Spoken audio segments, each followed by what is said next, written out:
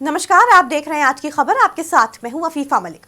26 नवंबर 2008 भारत के इतिहास में एक ऐसा दिन जिसे कभी भी भुलाया नहीं जा सकता, जिसकी बात जब भी होती है रोंगटे खड़े होने वाले मंजर सामने आ जाते हैं कि कैसे घर से बाहर घूमने निकले लोग, होटल में मौजूद स्टाफ, रेलवे स्टेशन पर पहुंचकर अपने घर की तरफ रुख करने वाले लोग अपनी जान बचाने के लिए चारों तरफ भाग रहे थे, क्योंकि उनकी आंखों के ठीक सामने हो रहा था मौत का तांडव। और कुछ अगर सुनाई दे रहा था तो वो थी गोलियों की आवाजें और वो चीखें जिससे पूरा मुंबई शहर गूंज उठा था।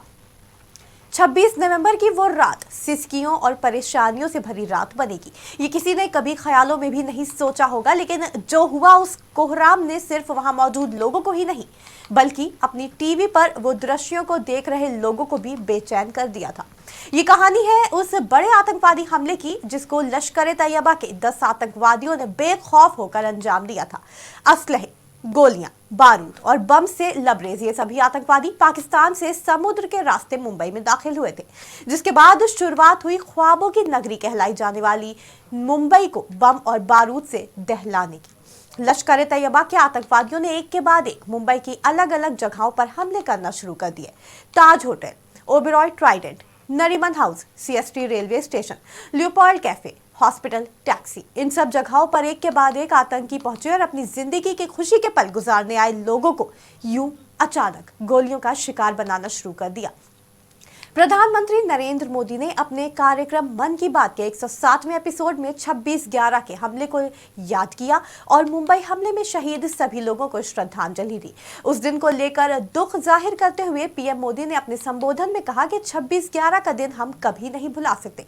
आप भी सुनिए पीएम मोदी ने क्या कहा। मेरे प्यारे देशवासियों, नमस्कार। मन की बात में आपका स्वागत है। लेकिन आज 26 नवंबर हम कभी भी भूल नहीं सकते हैं। आज के ही दिन देश पर सबसे जघन्य आतंकी हमला हुआ था। आतंकियों ने मुंबई को, पूरे देश को थर्रा कर रख दिया था। लेकिन ये भारत का सामर्थ्य है कि हम उस हमले से उबरे और अब पूरे हौसले के साथ आतंक को कुचल भी रहे हैं। मुंबई हमले में अपना जीवन गंवाने वाले सभी लोगों को मैं श्रद्धांजलि देता हूं। इस हमले में हमारे जो जांबाज वीरगति को प्राप्त हुए, देश आज उन्हें याद कर रहा है। तकरीबन 4 दिन तक यानी कि 26 नवंबर से 29 नवंबर तक ये हमला जारी रहा। जनता को बचाने के लिए, फंसे हुए लोगों को बचाने के लिए police team, NSG commando, army team, सभी टीमों ने मिलकर बहादुरी से आतंकवादियों का सामना किया।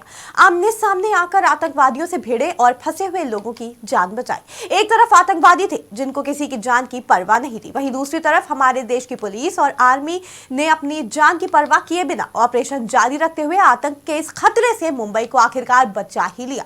मुंबई हमले में कई लोगों ने अपनी जान गंवाई थी। रिपोर्ट्स के मुताबिक इस आतंकी हमले में 166 लोग मरे थे, जिसमें कई बच्चे भी शामिल थे और तमाम लोग बुरी तरह घायल हुए थे।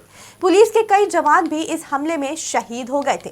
Sub inspector Tukaram Omble, anti terrorism squad के chief Hemant Karkare, ACP Ashok Kamte, encounter specialist Vijay Salaskar, senior inspector Shashank Shinde, major Sandeep Unnikrishnan, हवलदार गजेंद्र सिंह बिष्ट शहीद हो गए थे। मुंबई पर हमला करने आए आतंकवादियों में से एक आतंकी अजमल आमिर कस्साब पुलिस के हत्थे चढ़ा था, जिसे 2012 में ट्रायल के बाद फांसी दे दी गई थी।